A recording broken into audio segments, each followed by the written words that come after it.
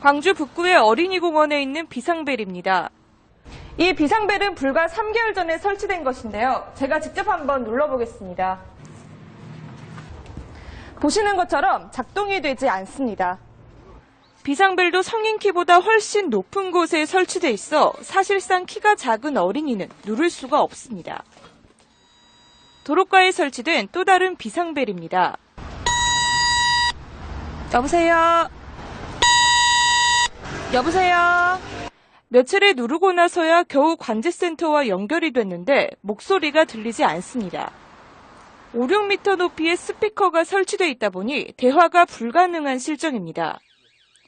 광주와 전남 지역에는 이렇게 위급한 상황이 발생했을 때 도움을 청할 수 있는 비상벨이 모두 1,900개가량 설치돼 있는데 투입된 예산에 비해 효과는 미미합니다. 모르지. 그냥 사진 정보 들어갔다만 나오니까 어떤 게 비상벨인지 모르지. 그 이제 시민들이 별로 이용도 안 할 뿐더러 현장에서 또 했을 때 장애가 좀 많죠. 지금 몇년 된 것들이거든요. 이용자들에 대한 배려와 세심한 관리 없이 운영되면서 비상벨이 제 기능을 하지 못하고 있습니다. KBC 정의진입니다. 네, 이번 사건 이후 공용 화장실에 대한 논란도 일었습니다. 강력범죄에 무방비로 노출돼 있기 때문에 위험을 알릴 최소한의 장치가 필요하다는 지적이었는데요. 누르지 않아도 비명소리에 반응하는 비상벨이 나왔습니다. 김혜미 기자입니다. 위급한 상황에 누르는 비상벨. 하지만 어디에 있는지 알 수도 없고 눌러도 응답하지 않는 경우가 많습니다. 설치되어 있는 건 많이 봤어요. 하지만 진짜 위급한 상황에서 그게 즉각 생각이 날까? 또 그거를 진짜로 사용하게 될까라는. 이 같은 단점을 보완한 비상벨이 서울대학교 한 여자 화장실에 등장했습니다. 변기 물 내리는 소리나 핸드드라이어 소리 등의 소음에는 반응하지 않습니다. 그리고 이렇게 큰 말소리에도 비상벨은 울리지 않습니다. 그런데 비명을 지르면 사이렌이 울립니다.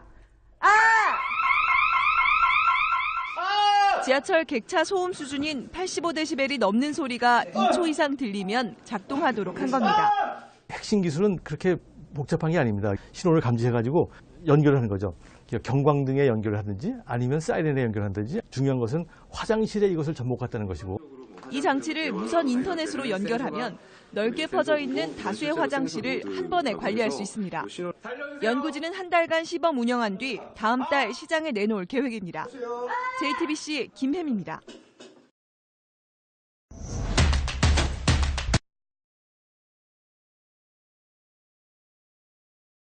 최근 묻지마 살인 사건으로 공용 화장실 문제에 대한 우려가 커지고 있는데요. 서울대학교가 한 여자 화장실에 비명만 지르면 사이렌이 울리는 특수 장비를 설치했습니다. 한 달 동안의 시범 운영을 거친 뒤 시중에 판매될 예정인데 실제로 여성 대상 범죄를 예방할 수 있을지 주목됩니다. 강희경 기자가 보도합니다. 여자 화장실에서 비명이 들립니다. 곧바로 사이렌이 큰 소리로 울리고 화장실 밖에 달린 경광등도 요란하게 번쩍입니다. 비명만 듣고도 위급 상황을 감지할 수 있는 특수 장비가 설치된 겁니다. 작은 비상벨을 직접 눌러야만 했던 기존 방식과 달리 화장실 어디에서도 크게 비명만 지르면 이 보드에 달린 특수 센서가 작동합니다. 사이렌이 울리는 것뿐만 아니라 건물 관리실과 112에 자동으로 신고를 접수할 수도 있습니다. 연구를 하다 보면 늦은 시간까지 새벽 1시 이때까지 있게 되는데 그럴 때마다 밤에 화장실을 가게 되면 너무 깜깜하고 무섭고 이랬는데 아무래도 안심하고 이용할 수 있게 되는 것 같습니다. 설치한 곳에는 안내판도 붙일 예정이어서 연구진은 화장실 범죄율을 줄일 수 있을 것으로 기대하고 있습니다. 고속도로 다니다 보면 속도 측정기 앞에서는 다들 속도를 낮추지 않습니까? 마찬가지로 이런 게 있으면은 그 범죄를 예방할 수 있는 효과가 많이 있다고 생각합니다. 연구진은 한 달 동안 시범 운영한 뒤 다음 달 완제품을 시중에 판매할 계획입니다. 최근 강남 묻지마 살인으로 여성 대상 범죄에 대한 우려가 커진 가운데 새로운 장비가 어떤 역할을 해낼지 앞으로가 주목됩니다. YTN 강희경입니다.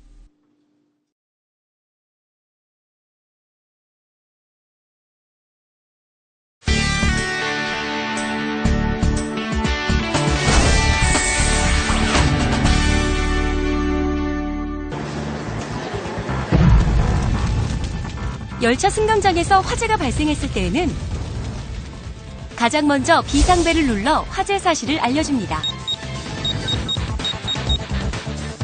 또 역사 내 비상통화장치나 휴대폰을 이용해 신속하게 신고해주세요. 소화기를 이용한 초기 진화가 어려울 때에는 소화 전에 소방 호스를 이용해 불을 끕니다. 소화 전 사용법을 익혀두면 비상시 유용하게 활용할 수 있습니다. 대피 시 엘리베이터 탑승은 절대 금지. 직원의 안내에 따라 코와 입을 가리고 낮은 자세로 비상 유도 등을 따라 계단으로 질서 있게 대피합니다.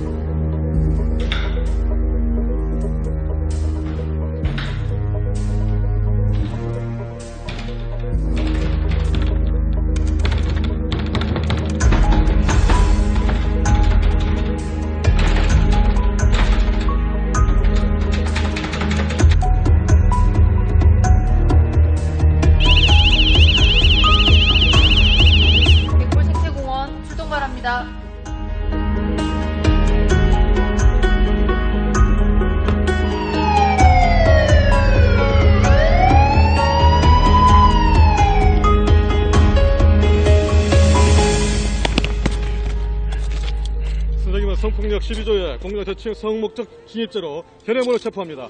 묵비권을 행사할 수 있으며 변명의 기회가 있음을 고지합니다. 누르자마자 경기 남부경찰청 112 종합상황실로 신고가 접수되며 곧바로 시흥경찰서 종합상황실로 신고가 접수되고 관할 지구대로 신고가 접수되어 공원을 관할하는 순찰차 PDA로 문자가 전송되는 시스템으로 신속하고 정확하게 출동할 수 있습니다.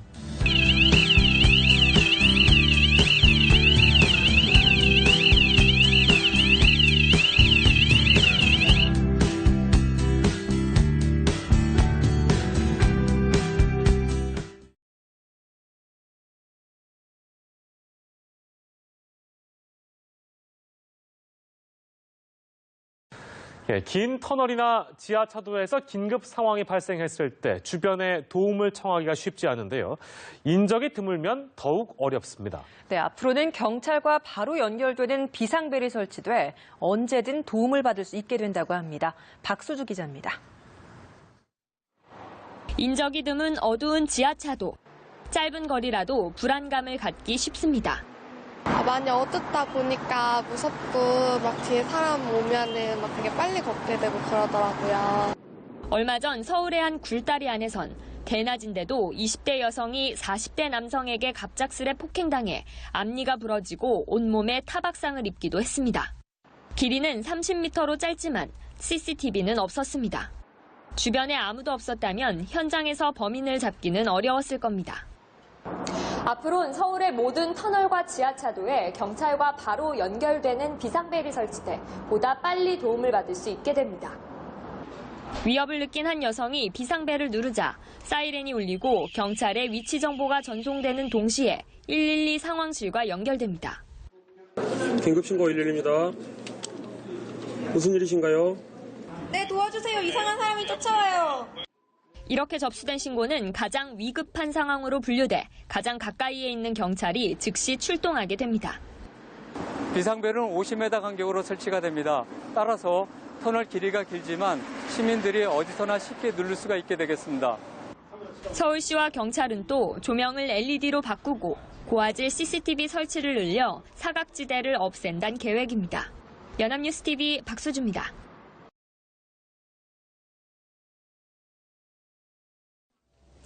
강력 범죄에 취약한 은행 편의점 등에서 무선 비상벨 하나로 간편하게 112 신고를 할 수 있게 됐습니다.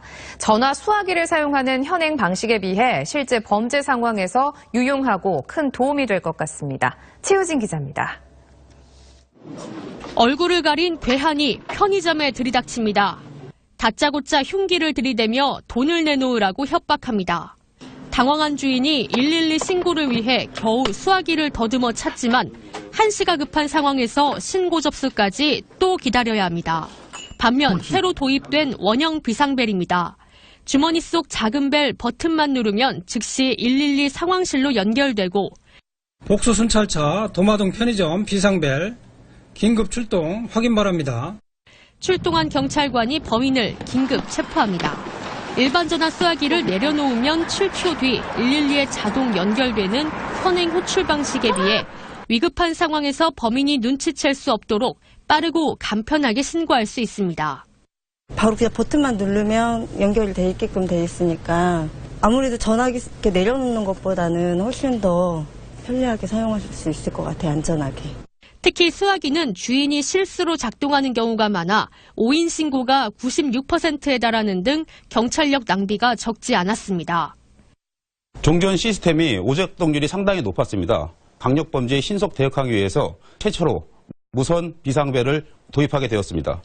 대전에 처음 도입된 휴대용 112 무선 비상벨, 은행과 편의점, 초등학교 등 범죄 취약 지역에서 사용이 확대될 예정입니다.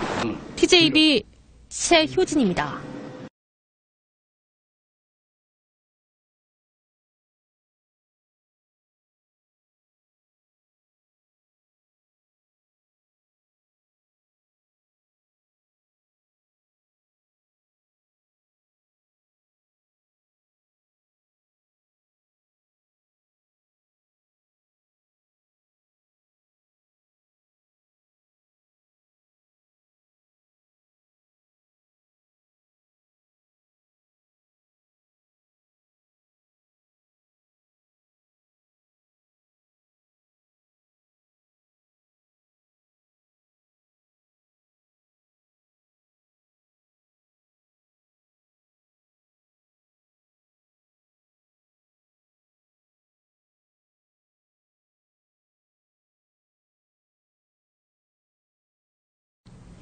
푸르른 가을 하늘과 파란 동해 바다. 함께 보면 절로 가슴이 탁 트일 만큼 아름다운 풍경이죠. 그런데 요즘 강원 동해안을 찾는 관광객들이 공중 화장실 문제로 때 아닌 불편을 겪고 있다고 합니다. 어떻게 된 일인지 김민정 기자가 보도합니다. 강릉의 한 유명 해변입니다. 가을 해변을 찾은 관광객이 화장실 이용에 불편을 호소합니다. 여름 해수욕장 기간이 끝나면서 자치단체들이 일부 공중 화장실의 운영을 중단했기 때문입니다. 공공을 위해서는 개방을 해주는 게 낫지 않을까 생각을 하고 있습니다. 좀 청소하는 것이야 뭐 또 그 직원을 고용해서 공중 화장실 대신 인근 상가에 하루에만 수십 명이 찾아오는 등 화장실 이용객이 몰리면서 애꿎은 상가만 몸살을 앓고 있습니다. 수도세도 많이 나오고요. 화장비도 많이 나가고 더군다나 모래사장 앞이기 때문에 그냥 뭐 모래 묻은 신발로 왔다 갔다 하니까 청소하는 것도 어렵고. 인근의 또 다른 해변 유일의 공중 화장실도 문을 닫았습니다. 공용 화장실 찾으려면 어디로? 공원 안에 가시면 돼요. 좀 걸려요? 예, 조금 차 타고 내려가 봐요. 하지만 대신 찾아간 인근 해변 화장실 역시 입구부터 온갖 쓰레기가 나뒹굴고 흙과 쓰레기가 세면대를 막아 이용할 수 없을 정도입니다. 그런데도 자치단체에서는 예산 부족과 관리 문제 때문에 관광 비수기까지는 화장실 개방이 어렵다는 입장입니다. 이거는 사람이 많을 때만 운영하는 게 맞고요. 굳이 사람이 없을 때는 필요가 없지 않습니까? 화장실 같은 필수 편의시설조차 배려하지 않는 동해안 해변. 강원도 관광객 수용 실태의 민낯을 그대로 보여주고 있습니다. KBS 뉴스 김민정입니다. 최근 서울대 화장실에서 여성 연구원이 비상벨 덕분에 위기를 모면한 일이 있었습니다. 화장실에서 여성을 상대로 한 범죄가 잇따르자 여러 가지 조치가 취해지고 있지만 아직 최소한의 안전장치도 없는 공중 화장실도 있어 대책 마련이 필요하다는 지적입니다. 오예진 기자입니다.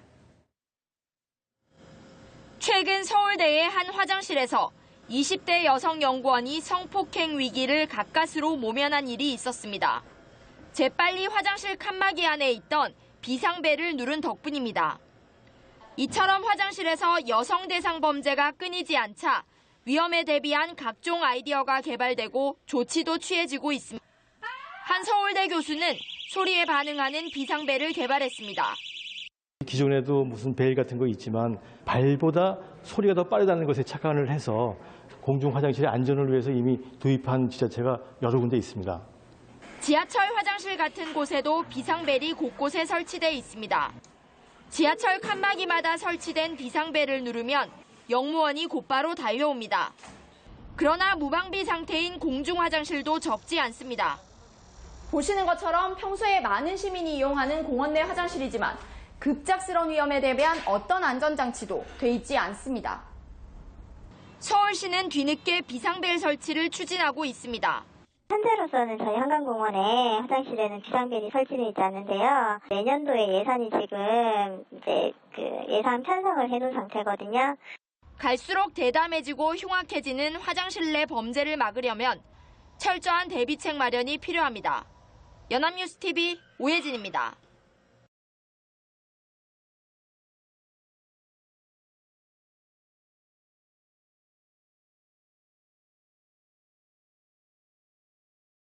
네, 공중 화장실 중에서 남녀 칸이 분리되지 않은 곳이 전체의 13% 수준에 달하는 것으로 나타났습니다. 공중 화장실 10곳 중에 7곳은 장애인용 변기도 없었습니다.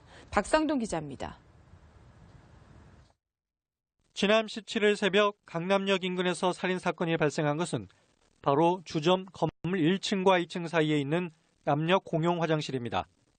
살인 사건 후 공용 화장실 이용에 대한 여성들의 우려는 갈수록 커지고 있습니다.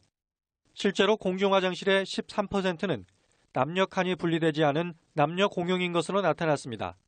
공중 화장실 등에 관한 법률에는 공중 화장실 등은 남녀 화장실을 구분해야 한다고 분명히 규정돼 있습니다.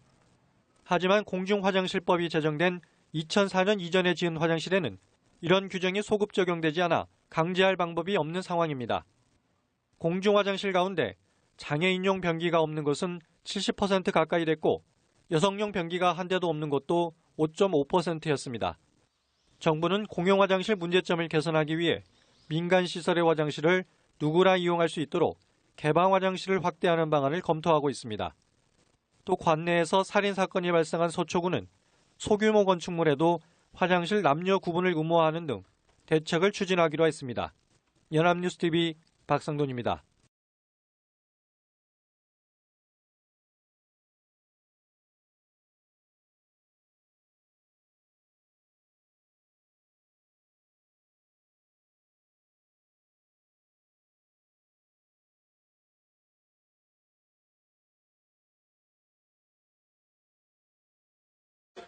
지금부터는 보호받아야 할 노년층이 보호받지 못하는 우리 사회의 모습 두 가지 전해드리겠습니다. 대전에서 70대 버스 기사가 한 남성에게 마구 폭행을 당했습니다. 이 버스 기사가 지금 잔돈이 없으니 다음 버스를 타라고 하자 그 말의 격분에 주먹을 휘두른 겁니다. TJB 최유진 기자의 단독 보도입니다. 회차지에서 출발하려는 시내 버스입니다. 잔돈이 없으니 뒷차를 타라는 기사의 말에 격분한 승객이 때리는 신용을 합니다.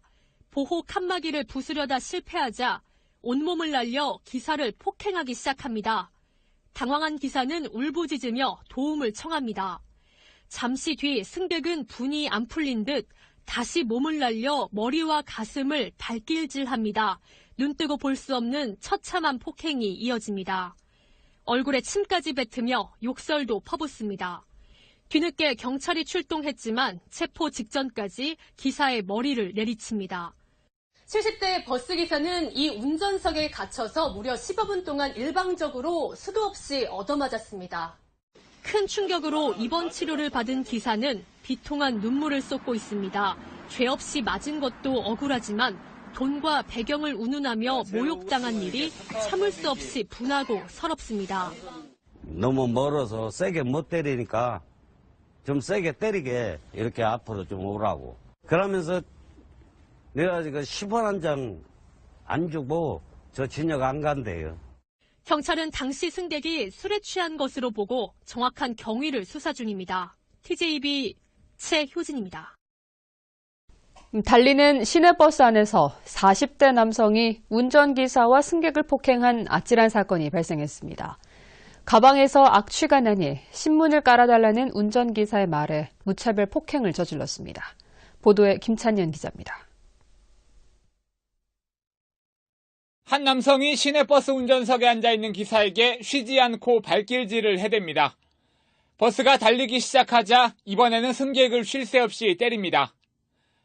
운전 중인 기사까지 폭행해 차가 갑자기 멈추면서 승객들이 나가 떨어집니다. 무차별적인 폭행은 버스가 경찰서 앞에 멈출 때까지 10분 동안이나 계속됐습니다. 주먹이 들어오고 발로 차고 옆구리로 막 차고 막 끌어내려고 그러고 그 상황이 아니도 그래서 이제 또 옆에 사람인데 또 그 사람한테서 또 때리는 거예요. 그 상황을 가면서 이제 올라가면서 맞으면서도 경찰서까지 끌고 간 거예요. 그렇게 된 거예요. 폭행 사건이 일어난 시각은 오늘 오전 8시 50분쯤. 서귀포시 삼매봉에서 버스에 탔던 44살 양모 씨가 기사와 승객을 폭행해 모두 4명이 다쳤습니다. 낚시 미끼가 든 가방에서 악취가 나니 다음 손님을 위해 의자에 신문을 깔아달라는 기사를 폭행하고 이를 말리던 승객에까지 무차별 폭력을 휘두른 겁니다. 나라니 기분이 하나 나쁘더라고 앉아있는데 화가 나갖고 거듭차고 뒤통수 몇 번 손 찍어냈지만 얼굴 때 이빨 때리고 그러면 없지요. 경찰은 밤낚시를 하면서 잠을 제대로 못 잔 양 씨가 예민한 상태에서 홧김에 폭력을 휘두른 것으로 보고 운전자 폭행 등의 혐의로 구속영장을 신청할 예정입니다. MBC 뉴스 김찬년입니다. 버스 뒷문에 서 있던 40대 남성이 화가 난 듯 운전기사에게 다가갑니다. 그리고는 버스기사를 향해 삿대질하고 멱살을 잡고 흔듭니다. 그래도 화가 풀리지 않은 듯 들고 있던 책으로 머리를 내려치고 머리채를 잡고 마구 흔듭니다. 운행 중인 시내버스 기사를 막무가내로 5분 동안 폭행한 남성은 49살 강모 씨. 소주 한 병 반을 마시고 버스를 탄 강 씨가 폭력을 휘두른 건 이것 때문이었습니다.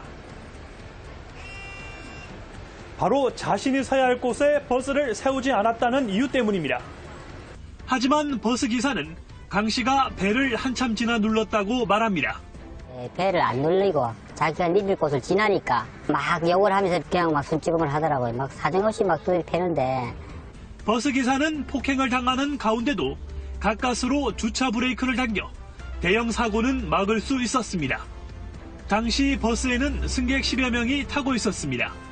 운전은 특가법상 운전자 폭행 특가법처럼 특정 범죄 가중처벌하는 법률이 바라고 막 운전자 폭행이라 하는 게 있어요. 경찰은 강 씨를 불러 조사한 뒤 형사처벌할 방침입니다. 다음 소식입니다. 운행 중이던 버스에 돌을 던지고 그 돌을 확인하려던 버스 운전기사를 폭행한 40대 남성이 경찰에 붙잡혔습니다. 경찰이 조사를 해봤더니 이 남성은 지난 1월에도 같은 버스기사를 폭행한 적이 있었습니다. 무슨 일이 있는 것이길래 길기범 기자가 단독 보도합니다. 한 남성이 버스를 향해 무언가를 던집니다. 버스기사가 차를 멈추고 밖을 확인하는 순간 이 남성이 다가와 다짜고짜 멱살을 잡습니다. 이어 버스 위로 올라오더니 기사의 목까지 조르기 시작합니다. 보다 못한 승객들은 이를 말리고 경찰까지 출동했지만 이 남성은 욕설을 퍼부으며 난동을 부립니다. 술만 먹으면 사람인단에 행세 부리고 그래가지고 평상시 아무나 보면 욕해요. 한두 번이 아니니까 우리는 뭐. 46살 박모 씨가 시내버스 운전기사 54살 정모 씨에게 폭행을 가한 건 지난달 10일 밤 11시 50분쯤. 정류장에 서 있던 박 씨는 버스를 향해 돌을 던져 차를 세운 뒤 기사를 폭행했습니다. 알고 보니 박 씨는 한 달 전에도 버스 정류장이 아닌 곳에서 태워달라고 요구하다 태워주지 않자 버스기사인 정 씨를 때렸던 것으로 나타났습니다. 이 일로 벌금을 물게 될 처지에 놓인 박 씨가 정 씨를 보자 또 폭행을 저지른 겁니다. 전에도 네가 나를 신고해가지고 골탕 먹인 적 있지? 너 먼저도 한번 그렇게 했으니까 오늘 내가 너를 죽여줄게. 예? 경찰은 박 씨를 상해 혐의로 구속하고 검찰에 넘겼습니다. MBN 뉴스 길기범입니다.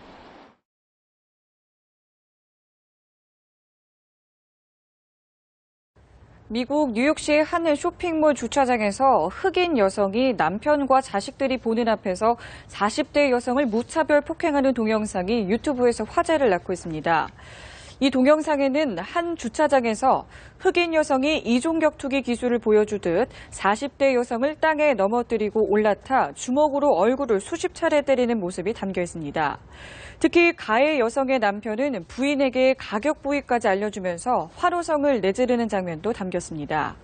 피해 여성은 차를 주차하려다 한 남성이 서 있어 인근 주차 공간에 차를 댔는데 이 남성의 부인이 다가와 다짜고짜 주먹을 휘둘렀다고 주장했습니다. 이 동영상은 페이스북에 올라왔다가 삭제됐지만 일부 누리꾼이 이를 유튜브에 올리면서 조회수가 늘고 있습니다.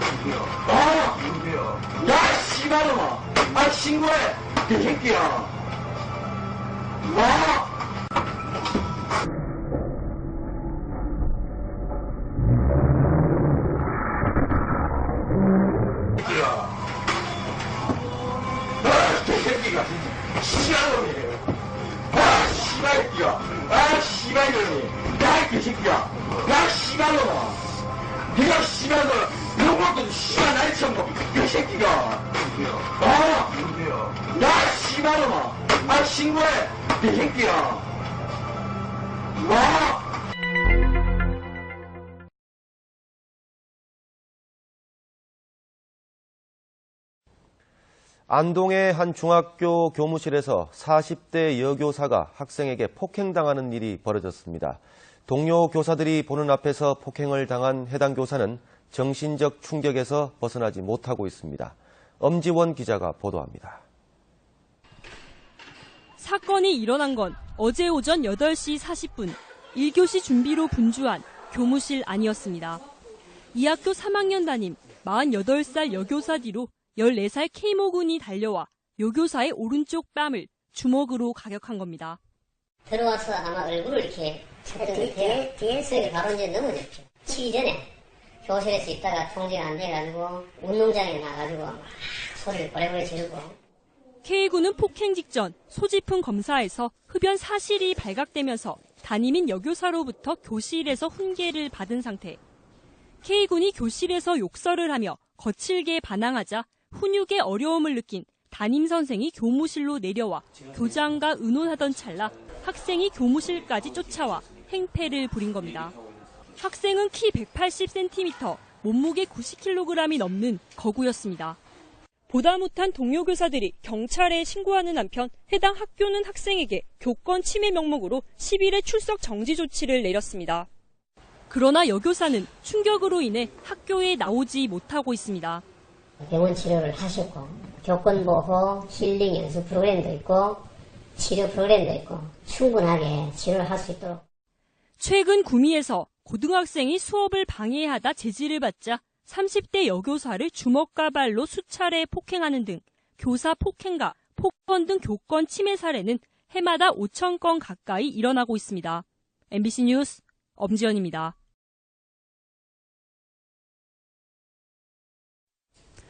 한밤중 20대 여성이 전자발찌를 착용한 남성에게 성폭행 당할 뻔한 사건이 발생했습니다. 여성을 위기에서 구하고 용의자를 붙잡은 이들은 용감한 고등학생들이었습니다. 김진선 기자가 보도합니다. 목포의 한 고등학교 인근 골목길. 지난 14일 밤 11시쯤 기숙사로 돌아가던 고등학생 3명이 살려달라는 비명을 들었습니다. 살려달라고 해서. 근데 장난칠 때 그 목소리가 아니어가지고 셋 다 딱 돌아보니까 바로 도망치고 계셔서 언니는 못 걷고 계시고. 골목길에서는 한 남성이 20대 여성의 목을 졸라 누른 뒤 성폭행을 시도하고 있었습니다. 학생들은 이 골목길에서 달아나는 남성을 70여 미터를 추격한 끝에 붙잡았습니다. 학생들이 남성을 붙잡은 채 피해 여성을 안심시키고 경찰을 부르는 동안 도와주는 사람은 아무도 없었습니다. 아무래도 범이니까 누가 구조 요청을 했고 이제 잡았으니까 그거는 당연한 거잖아요. 붙잡힌 남성은 30살 전모 씨로 성범죄로 실형을 산 뒤 지난해 출소해 전자발찌까지 착용한 상태였습니다.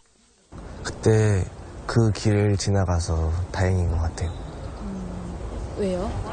아무도 없었으면 진짜 사고 나고 못 잡았을 것 같으니까. 경찰은 학생들로부터 전 씨를 넘겨받아 구속하고 고교생 3명에게 표창장을 주기로 했습니다. MBC 뉴스 김진선입니다. 이 골목길에서 여성을 성폭행하려던 성범죄 전력자가 지나던 시민에게 붙잡혔습니다. 이 교도소에서 나온 지 얼마 안 돼서 전자발찌까지 차고 있었는데 격투 끝에 이 나쁜 사람을 잡은 건 음식점 배달원이었습니다. 노동규 기자가 단독 보도합니다. 서울 강서구의 한 주택가, 한 여성이 빠르게 걸으며 계속 뒤를 돌아보고 여성을 따라 한 남성이 골목으로 접어듭니다. 잠시 뒤 여성을 쫓던 남성은 누군가에게 붙잡혀 끌려 나옵니다. 지난 20일 자정쯤 30대 여성을 성폭행하려던 이모 씨가 지나던 시민에게 제압당했습니다. 이 씨를 막은 건 인근 중국 음식점 배달원 33살 김지우 씨입니다. 일에는 아닌 것 같은데 막 따라간다는 그런 생각이 들었어요. 저는 그렇죠 내려가는데 그 사람이 뭔 짓을 했구나 난 그런 생각을 들었어요. 김 씨는 비명을 지르는 여자를 그냥 지나칠 수 없었다고 말합니다. 놔 하는 거 그냥 계속 잡고 있다 한 번 놓치고 다시 잡고. 김 씨에게 붙잡힌 이 씨는 이미 2차례 성폭행을 저질러 모두 12년형을 산 것으로 드러났습니다. 전자발찌를 차고 있었지만 출소 5개월 만에 경찰서와 불과 5분 거리에서 또다시 범행을 시도하다 철창 신세를 지게 됐습니다. 처음 취행을 하다가 그 여자는 약을 쓰고 전망을 갖고 다시 또 그 현장에서 그 근처에서 또 다른 여성을 그렇게 한 거예요. 절체절명의 위기에서 여성을 구해낸 배달원 김 씨는 당연히 할 일을 했을 뿐이라며 같은 상황이 닥치더라도 같은 행동을 할 거라고 말했습니다. SBS 노동규입니다.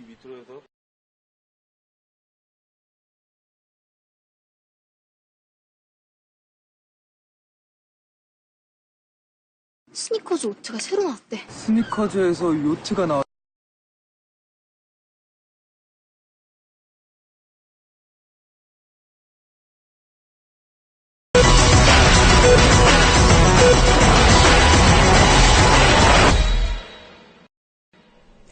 일부 휴대전화 매장 직원들의 불쾌한 호객 행위가 도를 넘어서고 있습니다. 길 가는 사람을 무조건 매장 안으로 잡아 끄는 건 예사고 여성들에게 성추행 수준의 호객 행위까지 서슴지 않습니다. 김종원 기자의 생생 리포트입니다. 사람들로 붐비는 거리, 직원들이 밖에서 호객 행위에 한창입니다. 주로 젊은 여성들을 대상으로 길 가는 사람 앞길을 집요하게 막아섭니다. 안 사도 되니까 생각 많아봐요. 먼저 알아봐요. 길 가던 여성을 붙잡은 직원, 여성이 귀에 꽂고 있는 이어폰을 막무가내로 잡아당기며 매장으로 질질 끌고 들어가다시피 합니다.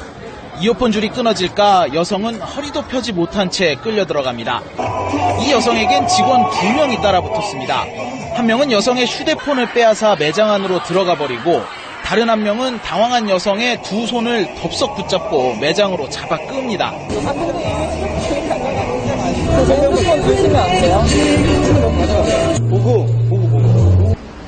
팔을 붙잡고 손을 붙잡고 어깨 동무를 하고 신체 접촉도 서슴지 않습니다. 억지로 손님을 끄는데 이런 호객 행위에서 더 나가는 경우도 많습니다. 취재진이 한 여대생과 함께 매장 앞을 지나가 봤습니다. 역시 안으로 끌려 들어간 여대생, 직원이 치근덕대기 시작합니다.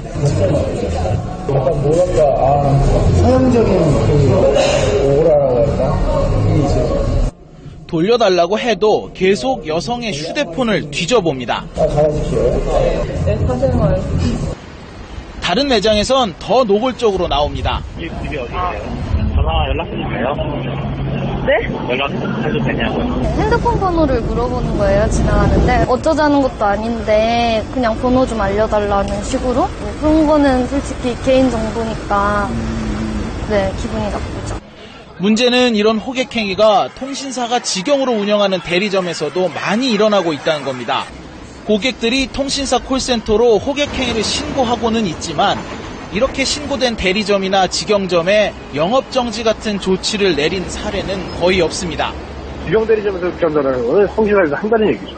최근에 심해진 이유는 단말기 유통을 계속 앞두고 한 사람이라도 더 가입자를 더 유치하기 위한 그 물밑 전쟁이라고 보시면 돼요.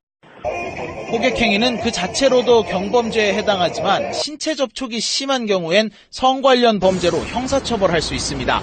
하지만 경찰도 인터넷상에 신고하라는 안내문만 걸어놨을 뿐 본격적인 단속엔 사실상 손을 놓고 있습니다. SBS 김종원입니다.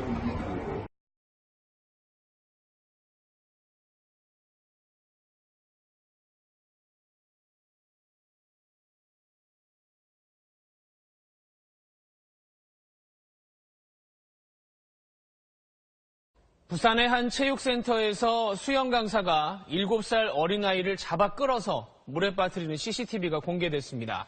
훈육을 했다고 주장하고 있는데 시청자 여러분이 영상 보고 판단해 보시죠. KNN 황보람 기자입니다. 체육센터에서 수영 강습이 한창입니다. 잠시 뒤 수영 강사가 한 아이의 다리를 잡아 당기더니 물에 빠뜨립니다. 아이가 다시 수업에 참가하려 하자 다시 물에 빠뜨리고 수차례 물을 먹이는 듯한 행동도 합니다. 이번에는 아예 아이를 들어 성인 수영장 안으로 집어 던집니다. 그래도 마음에 안 들었는지 감시탑 위에 앉히기까지 합니다. 수영 강사 A씨가 수업 도중 수강생인 7살 B군에게 한 행동들입니다. B군의 학부모는 해당 강사로부터 단 한 번도 사과를 받지 못했다고 주장하고 있습니다. 성인 풀은 그 아이의 키 높이보다 훨씬 높은 부분인데 던져놓고 그냥 가버린다는 거는 거기서 죽을 수도 있고 불구가 될 수도 있는 거예요. 센터 측은 훈육 과정에서 빚어진 일이며 학부모에게 충분히 사과를 했다고 해명하고 있습니다. 통화를 했고 죄송하다고 했고 팀장 같은 경우도 뭐 수십 번을 그렇게 했다. 문제가 되는 그 부분에 대해서 제가 볼 때는 참 잘못된 방식이고. 결국 경찰이 CCTV를 확보하고 수사에 나섰습니다. 한편 센터 측은 해당 강사가 사직서를 제출한 상태며 자체적으로 징계위원회를 열 예정이라고 밝혔습니다. KNN 황보람입니다.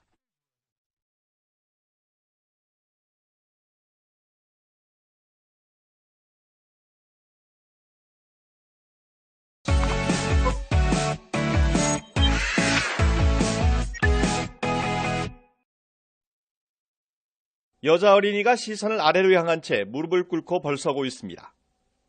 앞쪽에는 엄마의 손과 스마트폰이 보입니다. 이 사진에서는 왼쪽 눈언저리가 시퍼렇게 멍이 들었습니다. 사진 속 주인공인 3살 배기 하즈키짱이 집에서 이불을 뒤집어 쓴 채 싸늘한 죽음으로 발견된 건 지난 9일. 얼굴에는 심한 화상이, 몸 곳곳에는 타박상으로 보이는 상처가 남아 있었습니다. 顔面とか特に口の周りとかの熱傷でその気道とかその命に関わる可能性がやっぱり危険性が大きくなってくるかと思いますね. 경찰은 하즈키짱을 병원에 데려가지 않고 방치한 혐의로 엄마와 동거남을 체포했습니다. 추가 조사 결과 끔찍한 학대 사실이 밝혀졌습니다. 두 사람은 하즈키짱에게 뜨거운 물을 끼얹거나 굶기는 등 상습 학대한 것으로 드러났습니다. 또 개줄로 목을 묶고 움직이지 못하도록 한 뒤 벽장 속에 가뒀습니다. 말을 안 듣는다는 이유였습니다. 泣いてるような声っていうのは結構あったんで、大丈夫かなっていうのは. 두 사람은 모바일 메신저를 이용해 학대 내용을 서로 알려주거나 집에 가면 어떤 학대를 할지 연락을 주고받았던 것으로 밝혀졌습니다. 이웃 주민들은 지난해 경찰에 2차례나 학대 신고를 했지만 경찰이 제대로 조사하지 않고 돌려보낸 것으로 드러나 비난이 쇄도하고 있습니다. 일본에서는 재작년 아동학대 신고 건수가 8만 9천 건에 육박해 5년 전보다 2배나 늘어나는 등 아동학대가 심각한 사회 문제가 되고 있습니다. 도쿄에서 YTN 최명신입니다. 사탕을 입에 물고 윙크를 건네는 모습이 매력적인 3살 꼬마 아야토 군입니다. 지난해까지 엄마와 단둘이었지만 올해 초 가족이 한 명 더 늘었습니다. 195cm의 크기에 120kg이나 되는 거구의 아저씨가 함께 살기 시작한 겁니다. 그런데 자신의 버릇을 고치겠다며 무자비한 학대가 시작됐습니다. 열흘 가까이 폭행이 계속됐고 지난 27일에는 째려본다는 이유로 1시간 반 가까이 의식을 잃을 정도로 폭행을 당했습니다. 뺨을 때리고 발 뒤꿈치로 머리를 내리찍는가 하면 장난감 상자에 볼링을 하듯 던져넣은 끝에 병원으로 옮겨졌지만 결국 숨을 거뒀습니다. 玄関先すごい泣いてる時あったの。結構ギャーギャー泣いてたよ。 경찰 조사에서 동거남은 자꾸 째려봐서 화가 나서 그랬다며 할 일을 했을 뿐 후회는 없다고 진술해 주의를 경악해 했습니다. 일본에서는 지난 12일에도 친엄마가 동거남과 함께 3살 난 딸의 버릇을 고치겠다며 뜨거운 물을 붓는 등 학대를 해 숨지게 한 사건이 발생해 충격을 줬습니다. 일본은 지난 2012년부터 학대 부모에 대해 일시적으로 친권을 정지하는 제도를 도입하는 등 아동학대 방지에 총력을 기울이고 있습니다. 하지만 아동학대 신고 건수는 해마다 급증해 재작년에는 8만 9천 건으로 5년 전보다 오히려 2배나 늘었습니다. 도쿄에서 YTN 최명신입니다.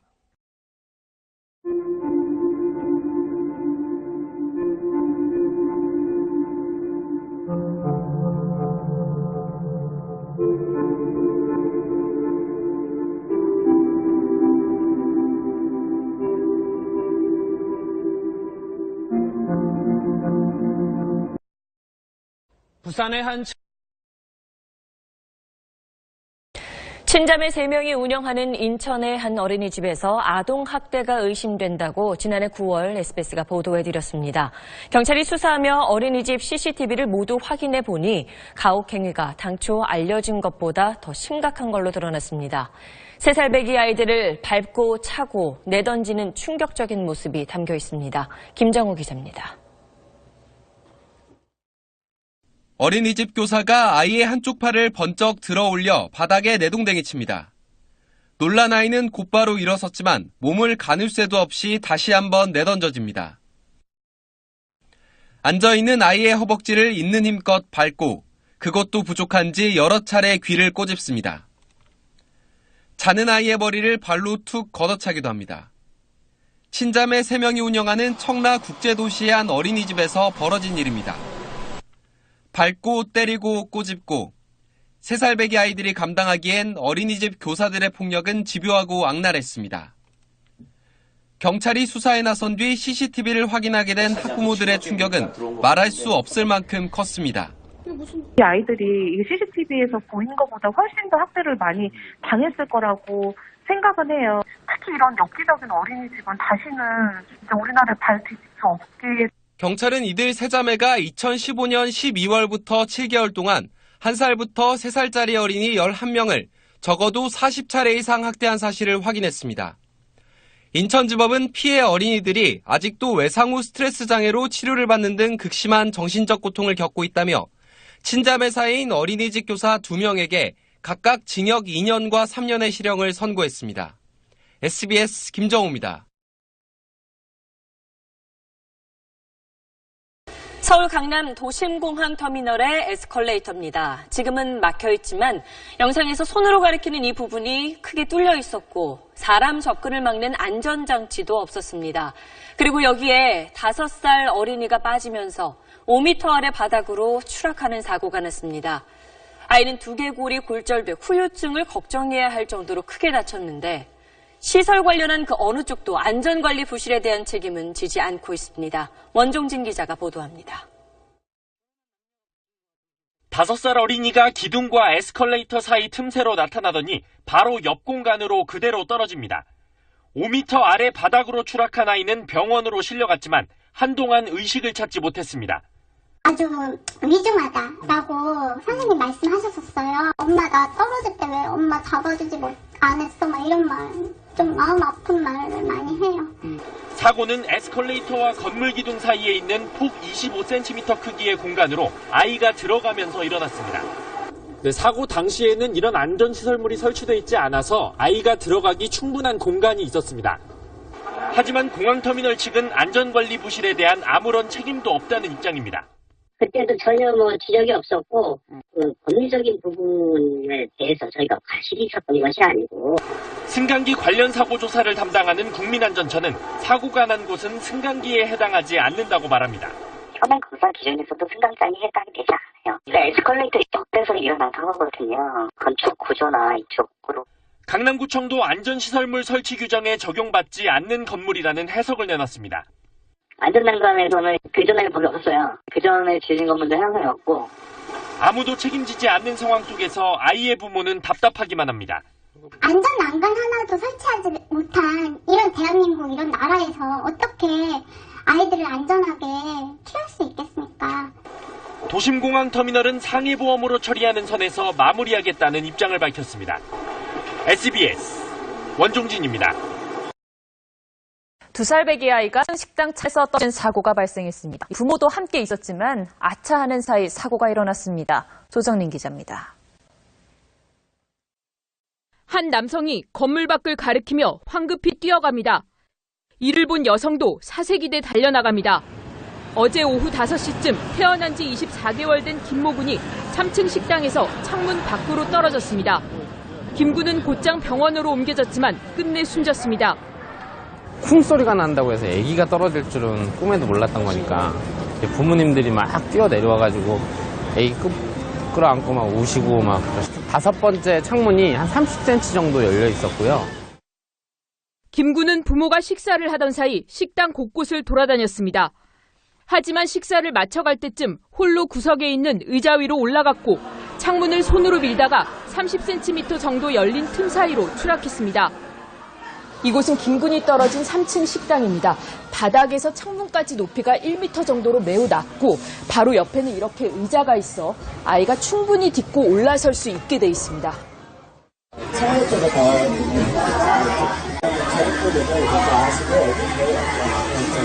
창문 쪽으로 가지 마라 계속 막았는데 창문을 닫아놨었거든요. 창문 외부엔 별도의 난간이나 턱은 없었으며 잠금 장치도 녹슬고 허술했던 것으로 경찰은 보고 있습니다. 손잡이가 조금 이렇게 좀 힘이 없어요. 밀면은 별로 힘을 안 가해줘도 창문이 열리는 상태였어요. 경찰은 업주를 상대로 안전장치 설치 소홀 등 과실 여부를 조사하고 있습니다. TV조선 조정린입니다. 중국에서 고속도로를 달리던 버스에서 불이 나 무려 35명이 숨진 사고가 있었는데 불과 일주일도 안 돼서 이번엔 장거리 침대버스가 인공수로로 추락해 26명이 숨졌습니다. 베이징에서 편상욱 특파원입니다. 대형 크레인이 인공수로로 추락한 장거리 침대버스를 끌어올립니다. 물속에서 모습을 드러낸 버스는 충돌로 인해 앞부분이 크게 부서졌습니다. 사고는 어젯밤 11시쯤 중국 텐진의 한 고속도로에서 일어났습니다. 장거리 침대버스는 중국 허베이성 싱타이시를 출발해 야오닝성 선양으로 가던 길이었습니다. 승객들이 대부분 잠들어 있던 시간, 버스는 가드레일을 들이받고 다리 아래 인공수로로 추락했습니다. 경찰은 버스의 타이어가 펑크나면서 중심을 잃은 것으로 보고 있습니다. 이 사고로 버스에 타고 있던 30명 가운데 26명이 숨지고 4명이 다쳤습니다. 주민들이 달려와 승객들을 구하려 했지만 문이 열리지 않아 인명피해가 커졌습니다.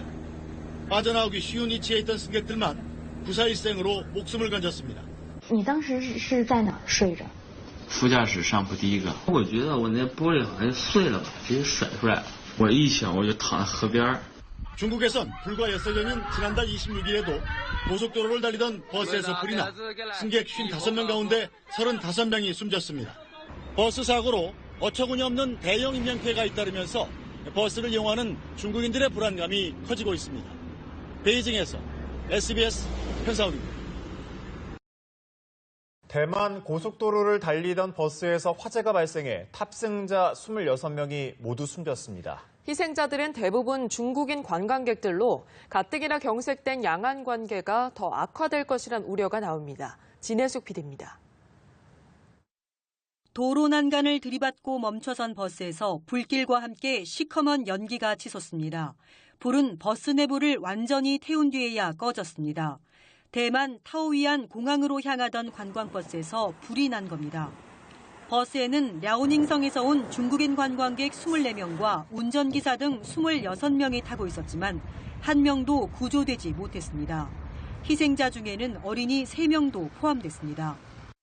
初步这个了解大概会有26个民众，然后我们发现他们并没有这个逃生的一个这个来不及逃生的一个状况了，所以他们都是在 중국인 관광객들은 이날 일정을 모두 마치고 귀국하기 위해 공항으로 가던 중 참변을 당했습니다. 대만 언론은 1992년 23명이 사망하고 9명이 중경상을 입은 사고 이후 가장 참혹한 차량 화재 사고라고 보도했습니다. 대만 차이잉원 정부가 출범한 이후 양안 관계가 급격히 냉각되고 있는 가운데 이번 참사가 또 다른 악재로 작용할 수 있다는 우려도 나오고 있습니다. 연합뉴스 진혜숙입니다. 네, 비탈길에 세워둔 마을버스가 굴러내려가 인도를 덮치고 차량을 들이받았습니다. 이 사고로 1명이 숨지고 6명이 다쳤습니다. 제동장치를 제대로 걸지 않은 게 화근이었습니다. 김승동 기자입니다. 멈춰선 마을버스 옆에서 운전기사가 휴대폰을 만지고 있습니다. 갑자기 버스가 움직이더니 비탈길을 따라 빠른 속도로 내려갑니다. 놀란 승객 1명은 차에서 뛰어내립니다. 300m 가까이 굴러내려온 버스는 이곳에서 점심 식사를 하러 나온 직장인들을 덮쳤습니다. 마을버스는 차량 5대를 잇따라 들이받은 뒤에야 멈춰섰습니다. 이 사고로 버스에 치인 42살 김모 씨가 숨지고 김 씨 직장 동료 등 4명이 크게 다쳤습니다. 차에서 뛰어내린 승객 등 2명도 부상을 입었습니다. 가로수 넘어가 있는 사람 3명도 넘어진 버스기사 67살 이모 씨는 경찰 조사에서 용변을 보기 위해 잠시 차를 세워두고 내렸다고 진술했습니다. 하지만 제동장치를 제대로 해놓지 않았습니다. 시동을 걸고 기어를 중립으로 놓고 사이드를 완전히 안 채운 채로 내린 것 같다. 이렇게 진술했습니다. 지난달 21일에도 SUV가 운전자 없이 200여 미터를 굴러내려가 1명이 숨지고 3명이 크게 다쳤습니다. 이 사고 역시 운전자가 제대로 브레이크를 걸어놓지 않아 일어났습니다. TV조선 김승돈입니다.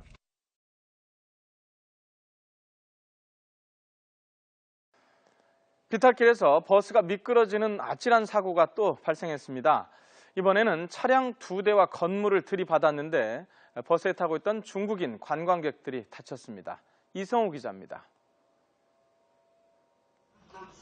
관광버스와 승용차가 한데 엉켜 아수라장이 됐습니다.